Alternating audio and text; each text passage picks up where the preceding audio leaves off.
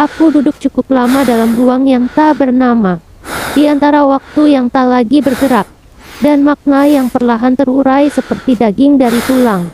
Mereka bilang aku kesepian. Aku lebih dari itu. Aku adalah eksistensi yang menyadari ketidakperluannya sendiri. Aku bertanya mengapa aku ada. Dunia tak menjawab, dan dari sanalah di dalam keheningan paling suci aku menyadari. Kesunyian itu bukanlah musuh, ia adalah sosok yang paling jujur, tidak menenangkan, tidak memeluk, hanya mengamati.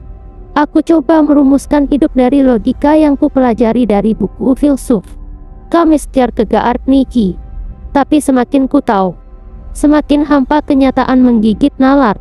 Barangkali aku bukan sedang mencari makna.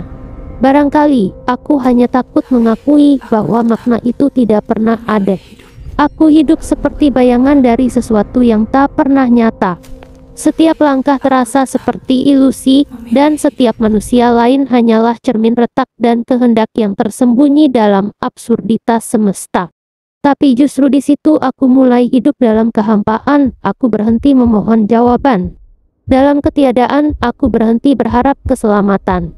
Aku menjadi saksi dari kekosongan dan menjadikannya auto suci untuk mentertawakan segala upaya manusia merasionalisasi penderitaan. Mungkin itu bentuk tertinggi dari keberadaan. Bukan bahagia, tapi menyadari tak ada alasan untuk bahagia dan tetap bertahan. Di antara ruang-ruang kosong yang tak terlihat, aku berdiri bukan sebagai manusia yang utuh, tapi sebagai resonansi. Getar kecil dari semesta yang sunyi. Aku bukan pusat dunia, aku bahkan bukan titik. Aku hanyalah gelombang yang menari di antara probabilitas, menunggu realita runtuh agar bisa disebut ada.